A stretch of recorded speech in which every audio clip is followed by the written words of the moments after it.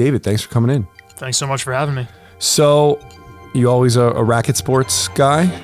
I was, yeah. Grew up playing tennis in Tenafly, New Jersey. Jersey guy. Nice. Welcome. You grew up playing tennis by choice. I mean, me, I really didn't have a choice. I was thrown in by my parents, and it was just something that we had to do, and like my whole family did it. But glad that I did it. I fought it for a long time when I was younger, but now that I'm older and like racket sports come so naturally to me, I enjoy it because I'm not playing pickup basketball games at 40 years old. So right.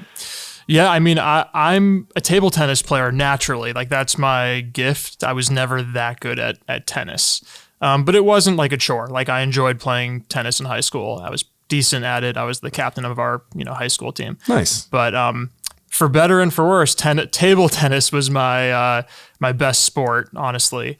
Not the coolest sport in the world, but it is what it is. That's just where my talents were. So did you have a table in the home and that's how it kind of happened? I did, yeah. I had the table in the basement, suburban New Jersey. So grew up playing with my dad. And that was really the genesis of PingPod, is when I moved to New York City, nowhere to play table tennis. And, it was a shame that young children didn't have a place to play table tennis like I did in New Jersey with my parents and my friends. Obviously, you probably have a business school background, I'm assuming, just because of the success that you've had. Yeah, finance background, went to University of Wisconsin-Madison, and moved to New York to take a job with UBS in equity research, which is a division of the investment bank, and noticed that there was nowhere to play table tennis in New York. A very simple observation in Manhattan in 2019.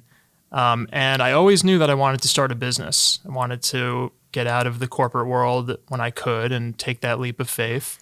And in 2019, I saw an opportunity and I quit my job even before fully forming the idea of PingPod, just knowing I wanted to get into this table tennis space and realizing that this lack of supply in the market was kind of my basic thesis for wanting to jump in the fray. So I quit my job. I met my two co-founders, Max and Ernesto, and ultimately came up with this vision for autonomous ping pong, and we hit the ground running together. Wow. So let me get this straight. You started a ping pong club and then somehow transformed it into this $50 million software company. Was that always part of the plan? It was a little bit. I knew that technology needed to be at the core of PingPod in order to build this autonomous operating model. And we figured in the back of our minds that at some point we might be able to turn the software into a multi-tenant model and license it to other venue operators who might want to run like PingPod does, which really changes the unit economics of the business model itself. When you can rip out the variable labor cost and replace it with technology, that's a fundamental shift in the way that places run. So we did always think that maybe this is a technology business one day. Wow. And so your skill set is obviously the finance side.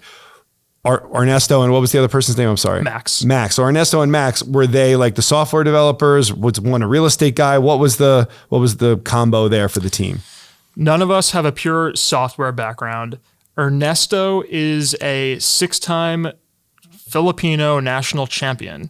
Wow. In table tennis. And he came to the United States on a special H1 talent visa for table tennis and became the number one US rated player for a period of time. Wow. And Max has a more traditional business finance background, Stanford guy. Max, forgive me for saying this, Max, but he's in his 50s, early 50s. He looks like he's 30. Ernesto's in his early 40s. I'm now in my early 30s. So we have this kind of generational gap across 3 decades. And it just works really well. We have complementary skill sets and different backgrounds, 3 different continents where we're from. So the 3 of us came together with a shared passion for table tennis. The technology piece kind of came later. For those that don't know what PingPod is, break it down for me. I knew in my heart that there was this major supply-demand imbalance. So a lot of people initially said, are you really going to be able to fill up retail spaces for table tennis? Is there enough demand out there? I knew that there were plenty of people like myself who would love to play more table tennis if it was accessible, if it was convenient, affordable. So the question is, how do you make that happen? Back in 2019 or before, you had 2 modes of table tennis. Your entertainment, like corporate buyouts, boozy restaurant type of place, or you have your basement style dojo training center. Right, like spin. Spin on the first one, and then like the basement dojo style would just be your traditional training center. And those basement clubs have not been renovated since the 90s. And you had nothing in between. So I figured that there could be this in between where you have table tennis on the ground level, take it out of the basement, bring it into the light of day. But with high rent and high labor costs, how do you make that happen? You have to invent a technology system to rip out that variable labor component. So you don't need check-in counter people. And when the space is unoccupied, you're not paying all of this overhead in the meantime. And we created this robust tech system with access control hardware on the door and security cameras. And the first one was like that? Yes. Wow. So where was the location of the first spot? Lower East Side, Manhattan. And how much square footage did you invest in? 800 on the ground floor. So there's one table in this kind of perfect corner rectangle, and then 3 tables, which is 2,000 square feet on the second floor. And what was that rent? The rent it was about $12,000, and it's escalated a little bit each year. $12,000 a month. So that's a month. And the lease was how many years when you took it on? 5-year lease. So you really believed in this. Yeah. And this was 2019 that we signed the lease. And then you put in this technology. So then people could come up, pay a subscription, or is it can you pay one-time fees to play, or you had to join the club? Yeah, it's a membership and non-membership model. So we do have plenty of members who are paying that monthly fee. They play for free during off-peak hours and 50% during peak hours. But a majority of our business are actually non-members who are just casually booking a reservation. So PingPod caters to both sides of the market, like competitive players who are doing tournaments and taking coaching lessons, which we offer, clinics, and casual people who they're drinking mimosas and cappuccinos on the weekend, and then they come play some ping pong right in the Lower East Side or Upper West Side on a Saturday afternoon. How quickly were you able to prove that the model was working? Quickly. So we opened that Lower East Side in February 2020. We know what happened shortly thereafter. It's amazing how many people I talk to that in 2019 was this year of entrepreneurship, and then immediately got punched in the face. And those that survived seem to have done very well. What do you attest to that? Is that something about dealing with those struggles and trying to really hone in on how the business model worked? Yeah, it's a great point. It's interesting that you say that. I think it probably has to do with that grit and perseverance. Probably a little survivorship bias, like you don't hear about the ones that go by the wayside. And there had to be something about the business that there were a lot of COVID beneficiary businesses as well. I would put us in that category in a weird way. We were one of the first non-essential businesses in New York to reopen because we don't have any employees on site. So it was all contactless entry and exit. So we were able to open. We were the only game in town, no pun intended. And people really descended upon that first PingPod in the Lower East Side. Interesting. And also, I think people are so addicted to their phones that this like experiential need for a social place is so like craved by everyone. And I read this thing about everyone needs a third place. Really, your local bar used to be like work, home, bar. But less and less people are drinking. There's more a call for health. And now gym, pickleball clubs, like there's all these things where it's not only becoming that third place for a lot of people, but now there's running, dating. Like there's social running clubs that are where people are finding dates because less people are going to bars.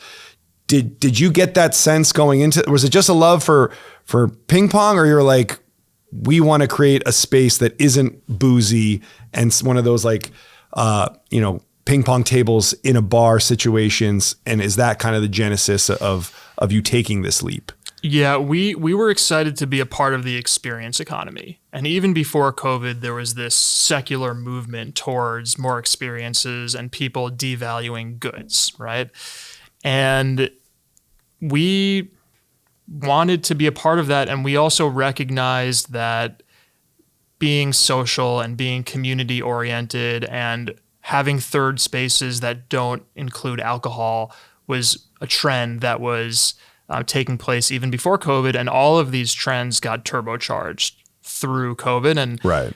Table tennis and PingPod was kind of this prelude to the pickleball craze. And a lot of these features that we're describing coming together, being in person, no alcohol, like just, put down your phone for a couple hours. And table tennis, there's something about the sport that's, what's the word? Melodic? Yeah. Melodic. Yeah, there is.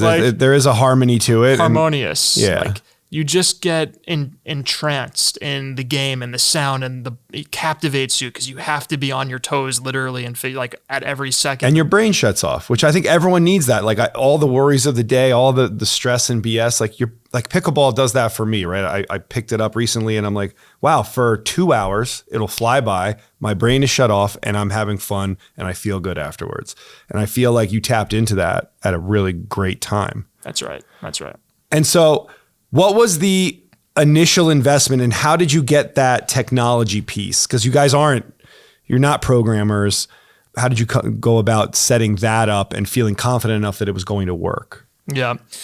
Friends and family round, right? For a innovative ping pong concept, you need to have people who are going to be willing to take a leap of faith with you. And we're so fortunate to have people who believed in us. I used to say that we would send folks a PowerPoint presentation and they would wire us $50,000. Really? $75,000. Yeah. It's good PowerPoint skills there. I send PowerPoints all the time. I don't get $50,000. That's what it was, because it was a pre-seed round. The first million that we raised through a SAFE vehicle, which is very common now amongst like Y Combinator made that a very popular. A SAFE vehicle. Explain what that is. SAFE is a simple agreement for future equity. So it allows you to not have a hard valuation on that first round, but rather a valuation cap. So when people send you a $100,000 check, let's say, they don't have shares of equity right away. They have almost an IOU for future equity. And when you eventually do a priced round of financing, let's say a $10 million priced round, those SAFE folks will get converted at the valuation cap. Let's say it was $5 million, which it was in our case. Okay. So they get an outsized amount of equity because they took a risk on us very early on. Whereas the new investors, they get priced at 10 million. The SAFE investors get priced at 5. So it's a very efficient way of raising capital, equity financing. It's very common amongst startups. It's kind of taken that driver's seat above convertible notes in the modern era of startup investing. So through that SAFE model, you were able to raise $1 million. You got your first space, and then how much of that went to developing the software? Not a ton of it. The most was earmarked for capital expenditures to do the general contracting and the construction, building heating and ventilations, and redoing bathrooms. But we had an excellent founding engineer who got us on the right track and was an incredible both front end and back end developer. Created this core technology system with the API integrations to the access control hardware. So when you make a reservation at PingPod, you click a button on your phone, the door clicks unlocked. It's like magic, and you go in and you enjoy ping pong. And over the years, we've developed amazing features that I'm excited to go into. But we brought on a contractor for that first technology piece, and she made it work. And the rest is history with that.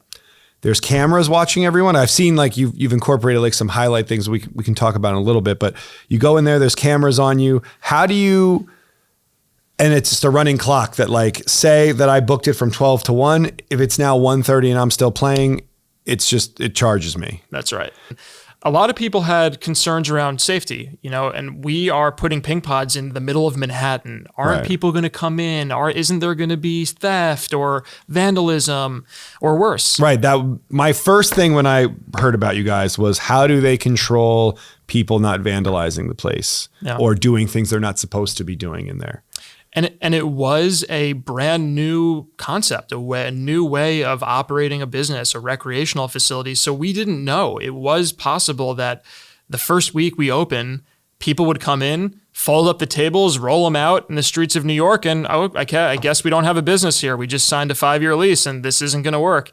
It turns out that it just kind of works. I mean, generally, people are not looking to commit crimes in broad daylight.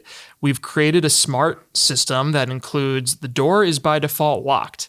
Every other retail concept has open doors. People are wanting anyone off the street, please come into this clothing store, this department store, this restaurant. Our doors are locked. It's a little bit of a fortress in that sense. The only way you get in is if you have a credit card on file, you've made an account, you've put in your personal information, we've verified your phone number with a verification code. So that on top of security cameras everywhere and a 24-hour, 365 video monitoring team, operating team, based in Manila, Philippines. So I told you Ernesto's from the Philippines. He's kind of like royalty there. People have a tremendous amount of respect. He's well known because he, reached the heights of a sport in the US. Yeah. And now he's doing incredible on a business, spectrum. So we've leveraged his contacts, especially with his old table tennis club. And we've set up a whole kind of third-party office in Manila. And these folks are responsible and extremely diligent and good at what they do at watching over. If they see someone wheeling out a table, authorities are called, alerts are sent, there's measures in place. Yeah, I mean, it's never happened. That has never happened, so we haven't had to find out, but they would be reporting to us in real time. They can alert the authorities in real time as such. If there are petty theft things that happen, they can also, a big thing is that they send automated voice downs and messaging through the TVs that are mounted at every table. So if much more common, someone just plays for 5 or 10 minutes extra, they will be notified that, hey, please make another reservation. And is that automatic, or that's somebody in Manila sending a message? That's someone in Manila. Okay. So this is all human beings. This isn't AI, and we like it that way. Yeah. And if you saw Amazon Go, the automated grocery store, it turns out there were thousands of people in India that were really just watching, over those grocery stores. There wasn't any fancy, crazy AI technology. AI is not quite there yet for that. And we rely on human beings who we know and who we trust to do the job. So not totally employee-less, but it is outsourced. That's right. And by the way, it's criminal what we're paying them by US standards, but by Filipino standards, we're actually paying them quite generously. They're living a good life. They're very thankful and grateful for the employment opportunity. And it's one of the more gratifying things, of course, is employing people. We're not this, we hate labor and humans stink. We want to employ people. We employ lots of people on the corporate level, and we employ lots of people in the Philippines, and it works well for all of us. All right. So you set up this first one, $12,000 a month. What was the profit per day when you were like, okay, now it's time to do more locations? We hit unit profitability pretty early on, even through the ups and downs of COVID with that first location. The unit economics, which I'm happy to share, we were hitting $1,000 of revenue a day, and we were hitting 40% operating margin. Wow. Maybe even a little bit more, which is pretty unheard of for four-wall businesses. And that's because we were a very high fixed cost business, very high operating leverage. As soon as you cover your rent and cleaning and utilities with revenue, every incremental dollar just hits the bottom line. And with that unit economic and this innovative technology infused model, we were able to start to reach out to technology investors and venture capital and drum up real financial interest. Ultimately, after that $1 million friends and family round, we set out to do a $3 million seed round. Okay. Where it wasn't just a PowerPoint, but it was an actual location and a P&L. And we got Sequoia Heritage, a large investment fund, part of the Sequoia Capital family of funds, to take a foothold in that round. And that allowed us to open our subsequent handful of locations, which performed as well or better than that first Lower East Side location.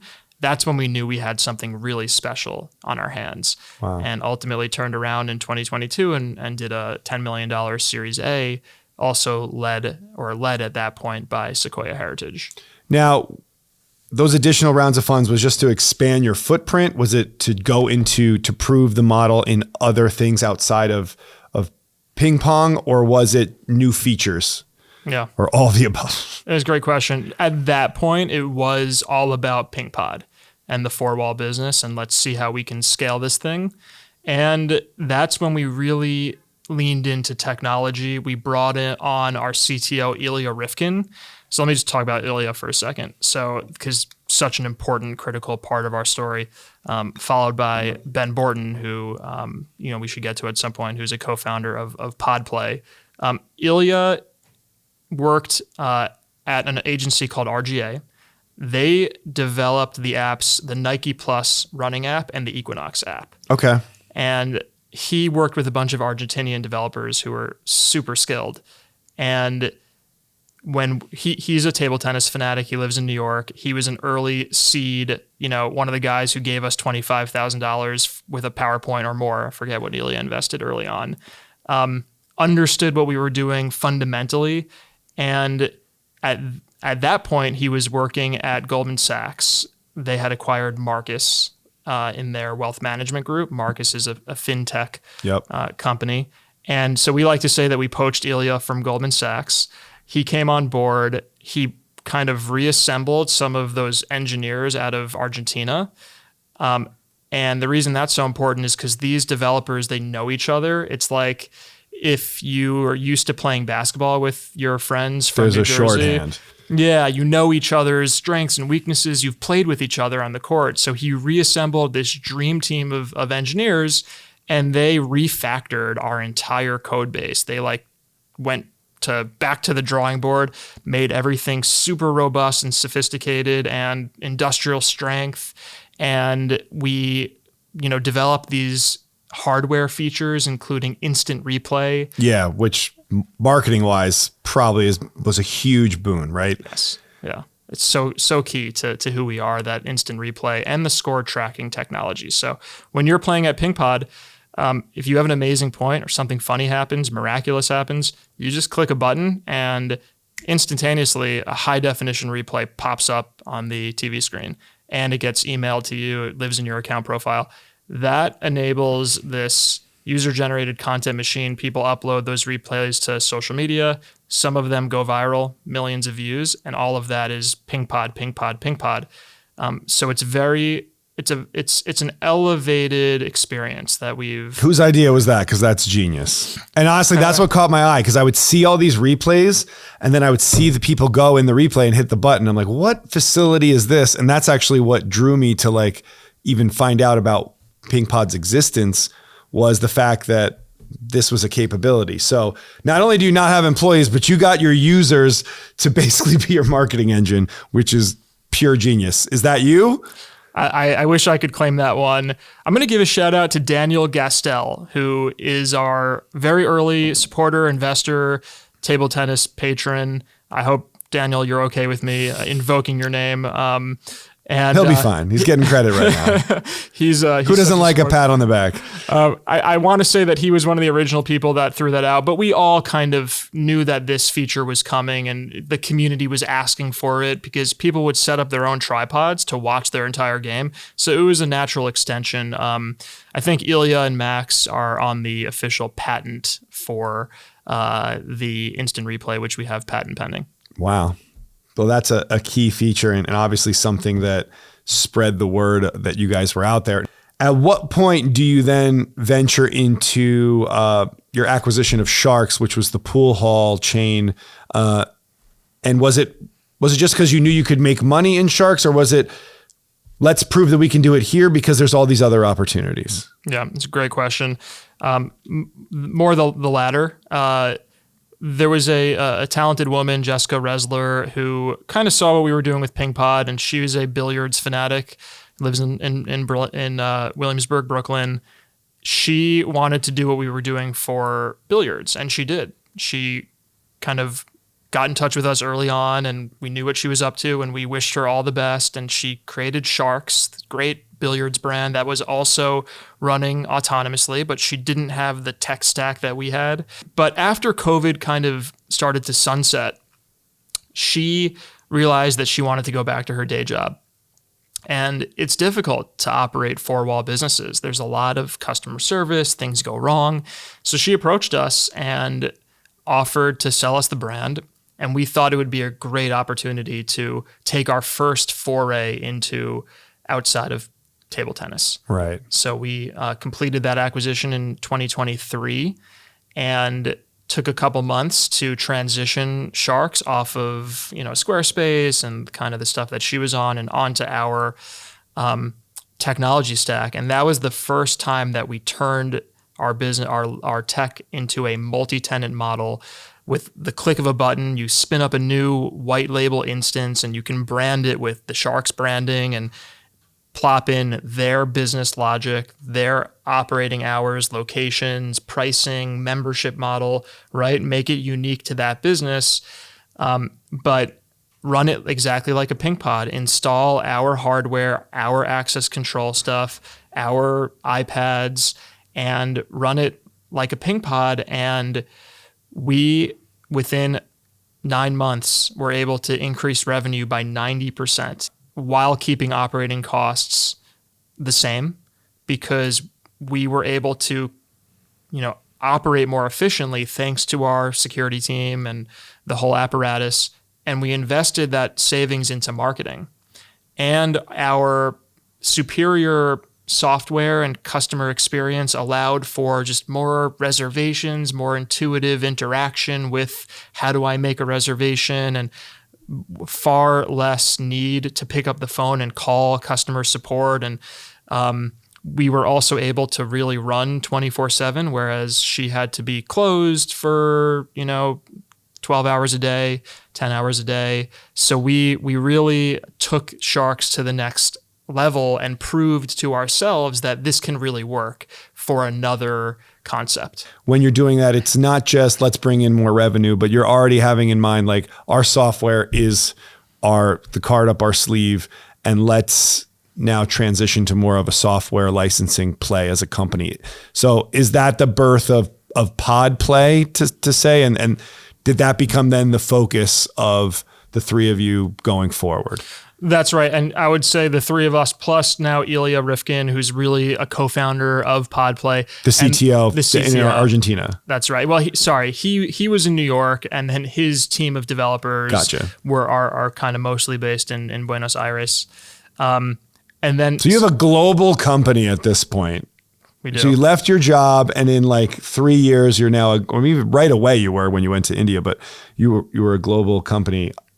Let's just back it up for a second. When you quit your job and went into this, what was the pushback from friends and family? Because I'm sure that your UBS job was a well-paying job. You're living in the city. You're a young guy. Was it hard to walk away and do this? And what kind of pushback or doubts were put into your mind that you had to overcome? Definitely got some strange looks from colleagues and managers at UBS when I walked into their office and said, "Hey, I want to start a business. I'm thinking about the ping pong market." Probably people were like, "All right, good luck with that," and Godspeed. For the most part, friends and family very supportive. Very lucky to have a network that supported me wholeheartedly.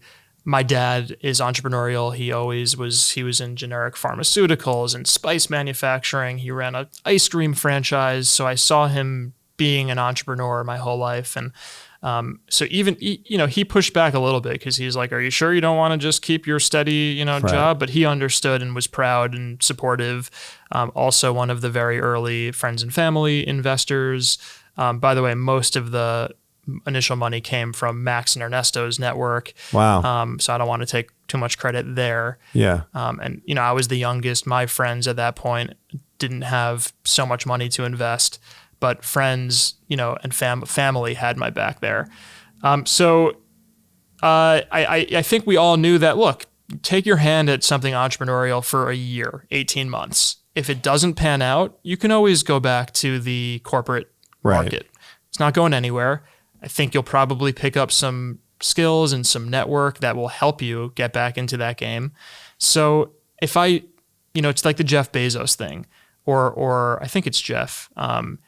You don't want to live your life like regretting on your deathbed, like thinking about, I wish I took this risk. That is the bigger risk than taking the risk when you're 27 and just, leaping for something. And look, frankly, I'm fortunate to have financial support, and there's no scenario where I'm going to be living in a trailer park down by the river. So, might as well take a risk. And America, the country, we need more entrepreneurs and risk takers. So anyone who wants to start a business, I never try and play Shark Tank and like poke holes, because like everyone does that and thinks that they're smart because they can tear apart your theoretical business. Like, do it, go for it. I mean, if I see a gaping hole, it would be a disservice to not call it out, sure. But don't think that you're Mark Cuban. Like, support people. Yeah. I get approached by a lot of people that want to start business and they have these business ideas. And sometimes when they come to, the only time that I will give them a pause on it is when they start telling me all these ways they're going to be making revenue without like a core, like A to B. Like, if you can't explain your business in 1 to 2 sentences, then you don't really have one. Right? Would you agree to that? That sometimes like people come like, we're going to make money this way and that way and merchandise and this and that. And it's just like, what's the core thing that your model is going to do first before, yes, those might come, but like you need a strong selling point that is going to bring in the majority of the revenue before you can start playing. In your case, the spinoff became the thing that the business evolved to. But in the beginning, you knew that the market there was a hunger to play ping pong and not have to be in a boozy experience, but just make it all about the play. And that was your core. And then from that, it evolved to bigger than your wildest dreams, probably. But do you agree to that philosophy? Yeah, of course. People should have a clear, articulate summary and crisp sense of what they want to go after. And writing something down will do that, not relying on AI these days and actually doing it yourself, because writing is simply clear thinking. So put something down that can fit on a page that people can understand clearly. When I was wanting to start a business, I knew my own limitations. I wasn't like a genius programmer or Mark Zuckerberg whiz. But what was I passionate about and what was I capable of doing? Something in table tennis. I worked with my cousin, who now is a part of our team, an important part of our team. In the early days, we U-hauled a table from his home in Long Island to Canal Street, Manhattan, and we did a pop-up for 2 weeks where we called it PingPod at that point. And I went from my corporate suit and tie job talking to big hedge fund guys and corporate Fortune 500 managers on earnings calls to literally being like, step right up, $10 to play 20 minutes of ping pong, come right in. And at one point I was like, what am I doing with my life? Like, is this going to work out? But I had this faith and this persistence and inner belief. And then I just met the right people at the right time. So I got very lucky.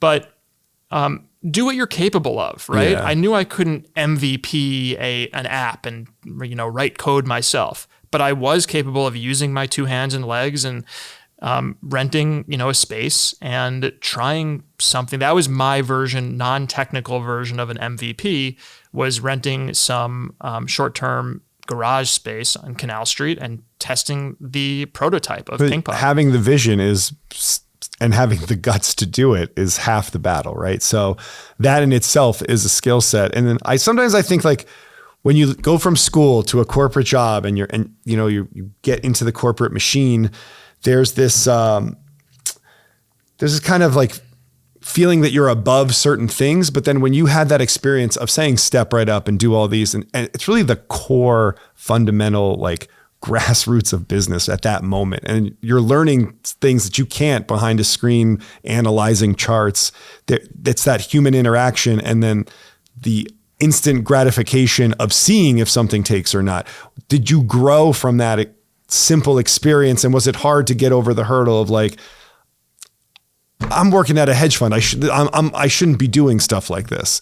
What was the dichotomy of kind of playing both sides there of like the 9 to 5 versus the grind of that side hustle? Yeah. It's a very humbling experience. And anyone who starts something from scratch and, you're familiar with this, Pete, and, starting Rebel Road, like whatever it is, it's humbling and puts you in your place. And, to this day, yes, we've had some success and yes, I can tout some fancy names and investors and, I'm proud of what we've achieved, no doubt, but we still have so much work ahead of us and a long road ahead. And we haven't really, proven anything until we have a sustainable business model that I know is going to be here for decades and decades to come, which we don't have that at this moment yet. So The whole thing is super humbling. Yeah. I mean, look, I always call myself the reluctant business owner. Like I was a filmmaker. That's all I wanted to do was make films, make videos, whatever way I could make money doing it. Put me on assignment for an editorial piece for some publisher. Great. I'll find the story. And then just as the competition of that marketplace, took hold, it became less about pitching yourself as a director and more having a company. And I grew a company along the way. And I didn't want to do it. And the company didn't really take off until I fully embraced like, all right, you're a business owner now. You're not just this director person and creative. Like you have to pull up your big boy pants and be a CEO and run this company. And what's amazing is I was so reluctant to take that on, but I've grown so much from that, just stepping into something to being like, and that humbling experience of, I don't know what I'm doing. And then trying to come to that challenge. Whereas filmmaking, yes, everyone's intricate and it's all part of that. Like every project's its own business in itself, but you start to be able to go on autopilot and do it on your sleep, which maybe you felt that way at UBS of like, yeah, I can do this. It's a nice life. I'll clock out and have fun with my friends. But how much have you evolved as a person now and are proud of the person you are now versus before you took that leap? I always knew I wanted to start a business and be entrepreneurial. Like I said, that was a childhood goal and dream and watching my father, et cetera. But in college, I majored in finance. I got a master's in finance, and I really hitched my wagon to a career in investment banking and equity research specifically. And I loved that job. It was equity research is following public companies and making recommendations on stocks, which then hedge fund managers on the quote unquote buy side take your recommendations or not, and they use it to try and make money. It gives you a great perspective in business and modeling and gives you hard technical skills and interpersonal and communication skills, having to work with clients and work with managers. So it wasn't a matter of disliking or hating my job whatsoever, but I actually knew that I wasn't that good at it. That self-awareness is huge, right? Because before you buckle down and make this your life and be like, this is always going to be a struggle. That's another, I haven't heard anybody have the honesty to say such a thing. You have to look at yourself in the eyes and know your limitations. And I still know my limitations to this day and rely on really good co-founders and team to work well. I'll tell you a fun anecdote. The time that I quit my job at UBS, I had an offer at Credit Suisse. So I wasn't so bad at my job. I was doing fine in that industry. And at the same time, I had a strong connection to one of the founders of, maybe I'll just say, large, recently IPO'd public company. And then I had this PingPod idea. And today, fast forward, one of those three companies is still around. Credit Suisse is not one of them. They went bankrupt and got absorbed by UBS, actually. This large IPO company, the darling of the startup DTC world at that time, went bankrupt. Wow. But who is still around? PingPod. And PodPlay. So what are the chances of that? Think about if you were betting on DraftKings and you saw the odds of one of these three companies is still going to be around in 5 years. Which one is it? It would be like sub 0.5%. Right. That it's or maybe even like a tenth of a percent. I would probably lose my shirt betting against PingPod. No offense. We all would. But if that's not a life lesson right there, I don't know what else is. Yeah, and also like what's the safer play, right? Yes. So when you raise that money, were you giving yourselves like a salary to live off of? How were you living in those early years before you started to, dip into profits? So luckily I had some decent savings from, my bar mitzvah through working at UBS and saving money. So the first 4 to 6 months, I didn't make anything. In fact, I invested into that initial seed round myself. And I just burned cash. Then we raised this seed round and we started paying ourselves $36,000 a year, which is probably a huge pay cut from your UBS job. Yes, indeed. But when you're making nothing, you really appreciate $36,000 a year because all of a sudden $3,000 a month really pays all of your rent at that time or most of it. And then, you're at least burning a hell of a lot less cash at that point. Then the seed round, we paid ourselves $60,000. And then finally the Series A came along and we got back to a low 6-figure salary. Wow. But when you say financial gains, right? On paper, yeah. On paper, my net worth is now significant based on our valuation of the company. But it's just paper valuation. Right. And I've been living on a co-founder salary for 5.5 years now in New York City. So, I don't want to downplay that salary. It's still healthy and fine, but I'm certainly not at where I would be if I had stuck with at UBS. You're not balling out yet, but you're on your way. You're on your way. Now, talking about on your way, so back to Sharks. So you proved the software licensing model can work in Sharks. When do you start approaching other places, or now word is spreading and other sport clubs or tell me who else starts imploring about your software technology? So, company stories are all about the people involved. And I want to enter Ben Borton at this point. He was working at a company called Figure, $1 billion startup. He was the head of digital fund services. And he's known Max for a long time. They worked in finance together in the hedge fund world and wanted to, do something else with his career and have an even bigger impact at a smaller startup. Another example of a very early investor, one of the first, along with Ilya, in that seed round, friends and family. And he was always involved, always, take closely following our business and investing more at each round. We brought him on board and he had this real push and vision for PodPlay and extracting the core technology and using it for other venue operators to run their businesses autonomously and fundamentally reshape how sport and recreation businesses are run. And he's like this brilliant mind. He, disaggregated our business model and wrote blogs that you can view on podplay.app and pingpod.com and dissected from a behavioral economic perspective, why this autonomous business model makes so much sense and the economics are fundamentally changed, and how the instant replay and scoreboard features are game changing, and knew that this is a business and a big business in and of itself, and came with this more software background and really lit the fire under our team to become a vertical SaaS company as kind of our primary focus. And that's what we've done. And just to kind of level set at this point, PodPlay Technologies is now the kind of platform company, and PingPod is just a client of PodPlay that we happen to own. Right. And Sharks is another client that we happen to own.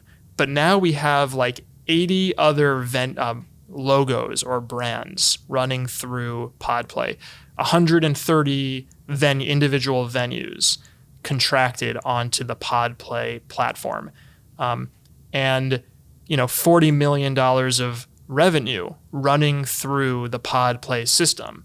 So we have all of these other clients and a whole ecosystem that PodPlay is now supporting. And of course, we're in very, very early innings of our PodPlay growth.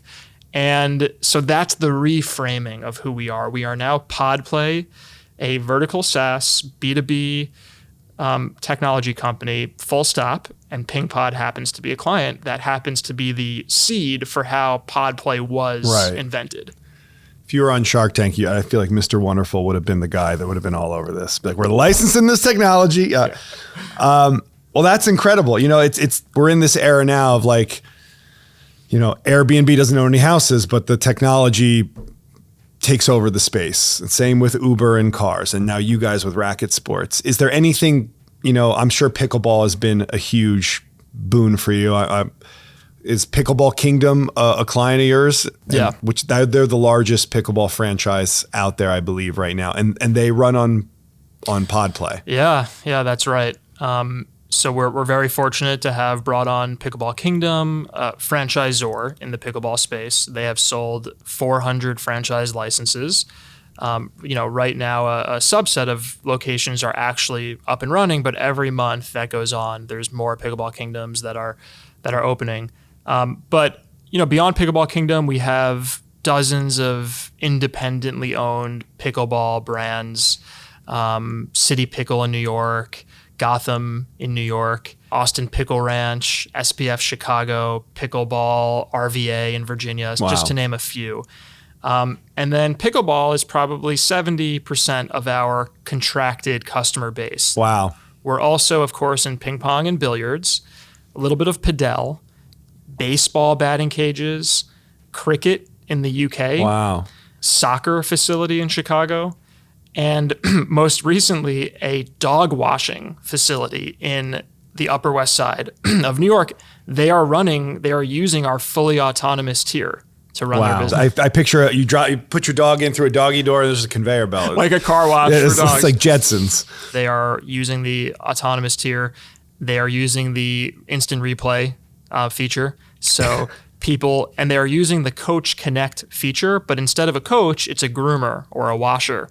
So you can reserve Susan, right, to come. Oh, you service your own dog. Yeah, you can self-serve, wash your dog, or you can hire a coach, groomer in this case, to meet you at the facility and help wash your dog on site. So we can repurpose the PodPlay system to not only work for racket sports or sports in general, but this broader category of maybe fun, right? If Uber is to transportation and Airbnb is to shelter, PodPlay is to fun.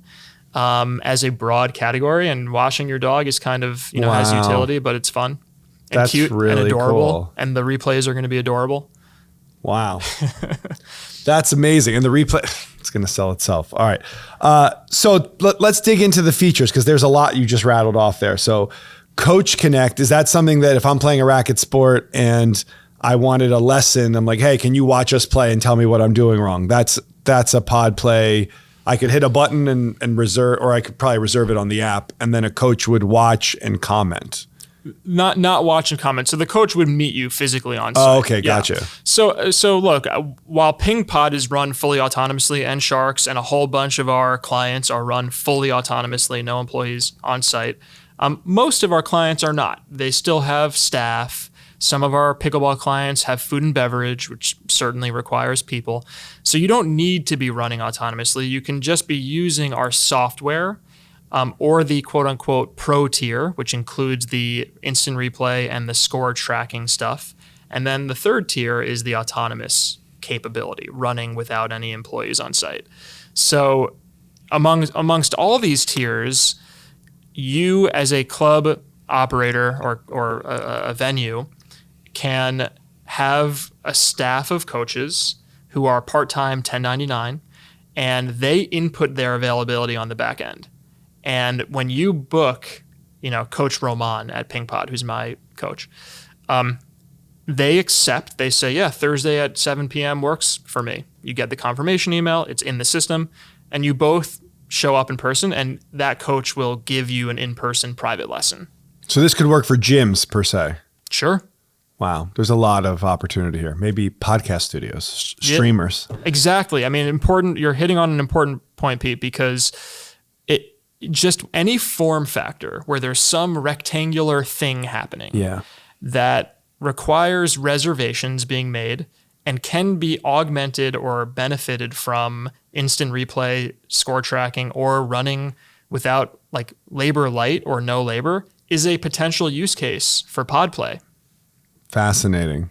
And we think the world is heading towards this autonomous model, labor light model, where to the degree that you can reduce W-2 employment, which comes with turnover and benefits and workers' compensation and liability. Oh, yeah. Right? If you can I got a lot of W-2ers. I understand.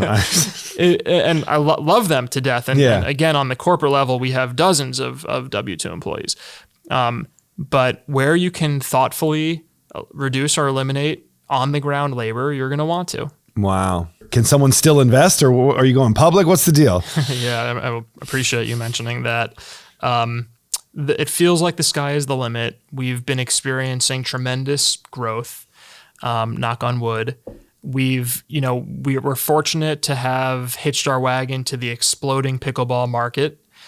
If you had told me 5 years ago that this brick and mortar ping pong idea would morph into a vertical SaaS company catering to the pickleball sport, which in 2020, I had never heard of pickleball, right? It's just amazing where the journey can take you and how things evolve. It's insane how many people play pickleball. Listen, it's something that as a tennis player, I fought hard to be like, no, I won't do it. And then I got looped into one session and it became a thing. But every tennis player must walk into those clubs, which we know that for the last 20 years have been dead. Like tennis, they're on their way out. I've seen a lot of them close. We were just talking about this the other day. Imagine the place that closed in 2019 before pickleball exploded. And now wait a minute, I can get 2 courts on one court, and this is going to be packed in the middle of the day. And I walked in on a random Thursday and played from 12 to 2, seeing how many people were also playing on a Thursday from 12 to 2, knowing that when it was a tennis club, that place was empty, is wild. And the investment, it makes you want to be like, I want to open a pickleball club. And here you are with the technology to facilitate this explosion of investment that's going in there. Very fortunate timing. And kudos to you for being there to kind of tap into that gold mine. Yeah, the energy around pickleball is insane. It's a frenetic energy. People just simply cannot get enough. And I will admit that I've joined that craze, and I played last night. I'm playing again tomorrow. I play a lot of table tennis too. I'm playing tonight with Max and our crew. But the pickleball craze is insane. Most recently, the printed numbers, 20 million people in the US playing pickleball. That's up from 5 million in 2020 or 2021. 20 million people. Wow. So it's surpassed table tennis, which is at 17 million. No. Wow, 17 million. Mm-hmm. Yep. Table tennis is the real deal. And I want to get back to the table tennis, kind of some tailwinds in that market. But pickleball, 20 million on its way to getting to parity with tennis. Tennis is 27 million. So another year or two. 27 million. Mm-hmm. Oh my God. And I saw like Kyrgios and Jack Sock are talking about playing in a tournament. I was like, what's going on? Oh, Jack Sock has been a pickleball player. I know, right? but teaming up together is like, wow, I can't believe that now pro tennis players are might be flipping, which is. That would be sick to watch. I didn't hear about that one. I mean, maybe it was just an off comment from Kyrgios and he does things like that, but to see them, what would that do to the sport together? That's pretty wild. The new tailwind seems to be, and maybe this is just proud tennis players that don't want to join the pickleball, but padel is the new craze right now. Have you ever played in that? And are padel clubs key to maybe the next boon for PodPlay to give their technology to? Yeah, no, padel is definitely keep your eye on that sport. It's growing very quickly off of a smaller base in the US, very popular in Europe and South America, but making its way into the US at a rapid clip. We have one padel client in Singapore, randomly. We have not really made a push into padel because there are some differences, some kind of nuances about that glass padel. Walls, And from a software perspective, you have to kind of reshape some stuff. What it'll take is a blue chip client in the padel space who is very visible and well respected and premium. And if we get that one client, like a reserve padel or paddle, for example, that would be the catalyst that the dominoes would start falling for us. So we haven't had that first mover in the padel space yet, but we hope to. What do you need to kind of take it to that next level? Like, is it more like, it's almost this thing where you hear like Uber's not profitable yet. I'm assuming you guys are you profitable yet? Or is it more just the fact that this technology has the potential to just massively take over tons of industries? Yeah, we're not yet profitable at the overall company corporate level. And that includes both the brick and mortar and the software. So we're fortunate to have external financing and to have been able to build this very robust and complete team. And we've raised money to fund PodPlay and really get PodPlay off the ground in 2023, which required hiring additional full stack engineers and product managers, customer support people, designers, QA engineers. So when you're supporting a vertical SaaS enterprise business, all of these clients and venues are utterly dependent on PodPlay. We cannot afford to go down, to be out, to be buggy. We need to be robust and industrial strength, because now it's not just PingPod and Sharks, right? There are other businesses and people whose livelihoods depend on our software being running, and not to mention the 500,000 end customers who want to play their pickleball. So it's not like life threatening if people, but it's very important. Well, if Netflix went down, we would all be screaming, but it's not life-threatening either. So it takes a big team, and we are set to scale. We don't need to hire additional employees for quite some time, but we're not profitable yet as a result of having this big team, and the revenue will continue coming in and growing, and we'll keep our cost profile fixed, and the profitability is in the intermediate term horizon for us. Have you been tempted with bigger companies coming in and trying to buy you out? There have been some of those who have reached out to us, private equity, but we were not interested at the moment. I mean, we'll explore anything and be open-minded, but we have a lot of work to do, and we're all just having so much fun with what we're doing. I couldn't imagine doing anything else in the, intermediate to long term, frankly. You seem like a brilliant guy.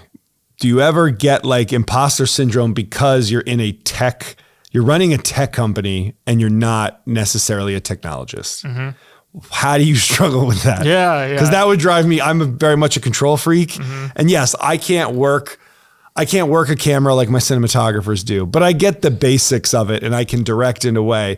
But when it gets to coding and all of that, are you just thinking about end user and what you need the output to be and don't care necessarily that I don't know how to lift the hood and fix the engine? Yeah, it's such a great question and call out, honestly, because it's true. And I do sometimes feel that way.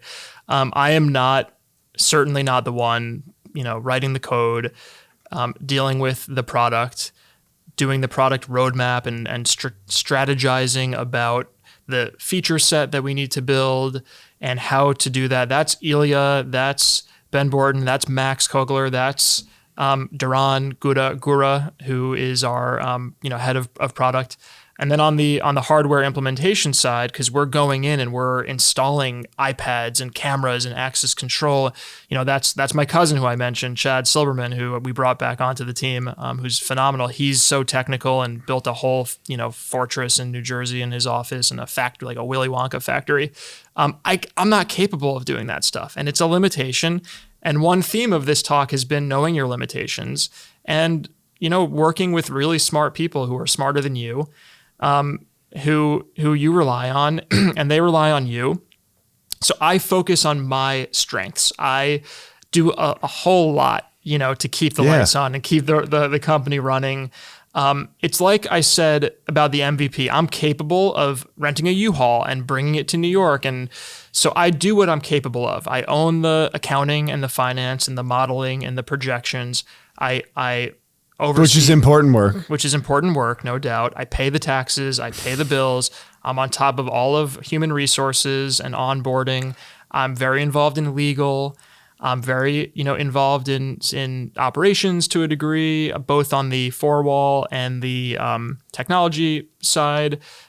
Strategy, right? Every week, meeting with my partners and co-founders and talking about the future of the business and resource allocation.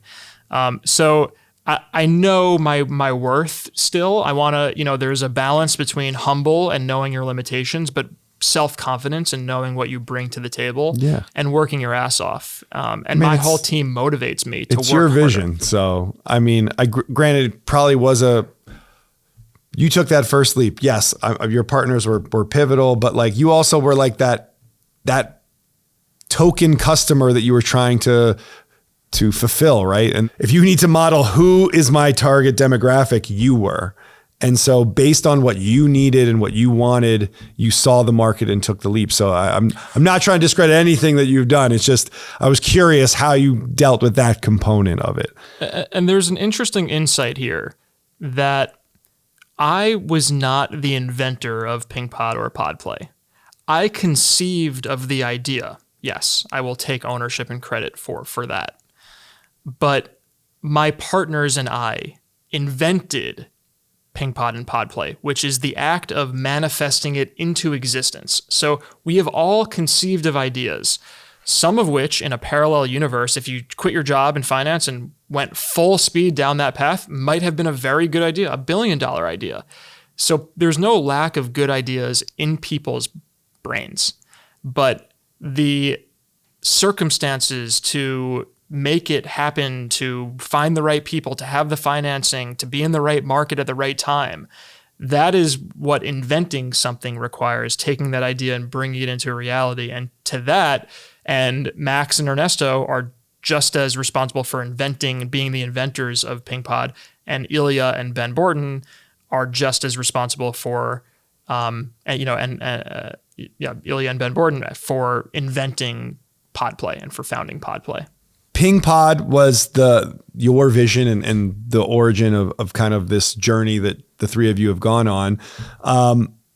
Recently, it's become a franchise model. So that's another type of business that you're running simultaneously, because I know PodPlay is probably the focus, but now you have this franchisee opportunity in PingPod that's happening. Talk to me a little bit about that. Yeah, appreciate you calling that out, because we aren't forgetting about PingPod. Yes, PodPlay is kind of our primary focus in a way, but on the PingPod side, we've turned it into a franchisor, officially issued our FDD in 2024, And we've sold a couple franchise licenses already. One in Coral Gables, Florida, the other in Jackson Hole, Wyoming. Which nice hotspot. Yeah, it goes to show that the geographic footprint of PingPod can be quite variable. We are focused as well on selling PingPod franchise licenses all over the country. We're talking to some really qualified prospectives in Ohio, in Chandler, Arizona, in Texas, North Carolina, just to name a few. So I think we're going to continue to see the growth of PingPod. And the beautiful thing from a business perspective is that every incremental franchisee, PingPod, is also naturally a PodPlay client. So we earn the revenue royalty fees on the franchise model, and we're earning the recurring technology fees on the PodPlay side. So it's great synergy there. Yes. It is, it warms my heart to see that as a racket sport player. And even though I was, I always feel like, almost forced into racket sports, I do have this appreciation for it. And it warms my heart to see that it is just having this boon right now where everybody wants to get out there and feels confident to pick it up. I know there's a lot of interest in pickleball, but now I actually spoke to a tennis club recently that told me, I was like, is this bad? Are you going to convert the whole thing into pickleball courts? And they've said, no, believe it or not. And I kind of felt this way too. For the tennis players that haven't played tennis in a while and pick up a pickleball racket, just walking into that facility has made me want to go back to play a little bit more tennis. And I see more and more people out and about doing it. That same thing is happening in padel, obviously, is coming here, but ping pong is having this kind of tailwind behind it too. Talk to me a little bit about the resurgence of ping pong, even though 17 million blows my mind that is the number of users. But what are you seeing in the opportunity in ping pong? Yeah. And I wouldn't, exactly. Like earlier in the conversation, you poo-pooed tennis a little bit. That's really, tennis is still growing, and literally the numbers were just printed across the racket sports industry, and tennis grew 8% year over year in 2024. So really, I think there's something to what you're saying about racket sports rising with the tides and people just doing more in general. And table tennis as well is continuing to grow year over year. And there are a few really interesting tailwinds behind table tennis specifically. So pickleball is grabbing a lot of the headlines and the hype. Same with padel to a degree. Tennis is still, the king of racket sports. That's not going to change, in my opinion, anytime soon, especially from a spectator perspective. Oh, yeah. Of course. But especially globally. Yes, globally for sure. There are three really interesting tailwinds in table tennis.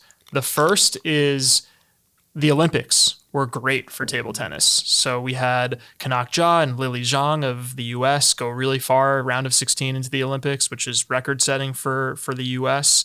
And the men's NBA team took an interest in the women's. Yeah, so you saw Anthony that. Edwards, I saw it.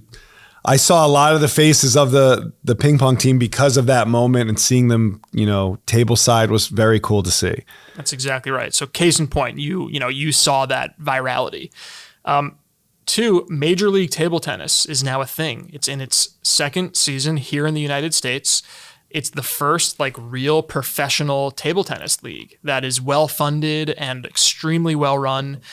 Shout out to Flint Lane, who's the founder and commissioner of that league, who's a very close supporter of PingPod. And so that's fantastic. Now people who caught the bug in the Olympics, they have somewhere to put that interest and continue to watch incredible professionals here in the US. And thirdly, and possibly the most interesting and cool, fun thing, a movie about table tennis is being made. Oh, really? Starring Timothée Chalamet and Gwyneth Paltrow, directed by Josh Safdie. Josh is I love the Safdie brothers. Yeah. Wow. That's going to be one hell of a movie. Yes. Yeah. It's releasing in December 2025, and Timothée Chalamet is like the hottest actor right now. Josh is the hottest director. So literally people would say, what's the number one top down thing that could help table tennis? And I would say, if a movie was made, starring Timothy Chalamet and directed by, I don't know, someone like Josh Safdie. Right. And that thing is happening. It's the craziest thing. I think it's going to be a huge tailwind for table tennis, like the Queen's Gambit effect for chess. I think we're going to see that. And PingPod is one of the most well-positioned consumer-facing brands to benefit from a resurgence in table tennis interest. So never been a better time to get into the business of table tennis. Challengers is something that probably was good for tennis to come out. So a lot of interest in racket sports, which I recommend everyone doing, because I will say, I mean, look, I've heard people say that like the cognitive effects of playing racket sports, they feel will, create longer life expectancy. And just anecdotally, I can say, as coming from a tennis family, the people in my family who played tennis religiously, I have a 92-year-old uncle that's still on the court, sharp as a tack, picking my daughter up on the dance floor. Like, holy. And I totally know that it's because of tennis. And my dad is the same way. He's 83 years old, and I feel that tennis has given him that like youthful bounce in his step. So the more people that can pick up a pickleball racket, a ping pong paddle, go and try padel for the first time, I think this is a necessary thing that's happening. What's your whole thing? You've mentioned a few times like this love-hate with tennis. Like it is a love-hate into tennis. Yeah, look, it's like a martial art, right? Like you're going to walk on and you're going to be terrible. It's going to be hard to hold the racket. It's going to feel weird. It's hard to get the ball over. It's hard to hit it back. The timing's off. It is a martial art that there's levels to. And I feel like you have to be dragged into it until you get good. It's not like kicking a soccer ball or hitting off a tee in baseball, although I understand that baseball is a difficult sport as well. But there's something about tennis that it's hard for the novice to come out and just jump in and have fun. And I think that's why pickleball has exploded, is because the entry level it's so much more accessible. Have you read Andre Agassi's autobiography? No, but I did work on a documentary of that autobiography. Actually, I was part of a team that created his Tennis Channel documentary, and then his book came out and basically made everything that he said in our documentary pointless to watch because the real story came out afterwards. No. But I know that he's a big proponent. He hated tennis as well. And I am very aware of, him being forced into it. And the radical thing about Andre is he's like, I became pro because I realized the only way to get out of Bollettieri's academy was just to turn pro. So I just locked it down, and I wanted to get out of there so bad that I just got really good. So yeah, I feel that Andre connection. Like, when you're young and you're pushed on that court of like, Wednesdays, Fridays, Saturdays, Sundays, we're going to be on this court just getting fed balls and taking forever to get good at it. Yeah, I have a little bit of that love-hate, but I'm appreciative of it. My first gig that I ever got was, I was a PA for a while, but my first producing gig was doing these documentaries for Sampras and Agassi for the Tennis Channel. And I always remind myself of like whatever kind of love, hatred I had for tennis, it led to me experiencing my dream. And it's funny how life works out that way. Yeah. And there's this whole, I'm not a parent, but there's a whole radical thing about like letting your kids do whatever they want and let them choose their path and don't really push them too much. Like Naval was talking about this on a recent podcast. I don't subscribe to that at all. I mean, I won't when I'm a parent, if and when. And I don't know how you approach raising kids, but I was forced into tennis, for example, which you hate at first, like almost by default. And it is so hard, or maybe not by default, but some people probably fall in love with it right away and all that. But things that are hard, like you need to be pushed into it a little bit, and then you're thankful for doing challenging things, like all through life. We try to celebrate rebels in business and people that just like want to live life on their own terms. And I know it was hard to leave that job. There probably was a lot of doubt, but I always am in awe of people that do take that leap and come out on the other side a better person. So thank you for being an example of the people that we want to celebrate on this show. And, thanks so much. Appreciate that. Appreciate you coming out. Zux, welcome back. Send it to the internet.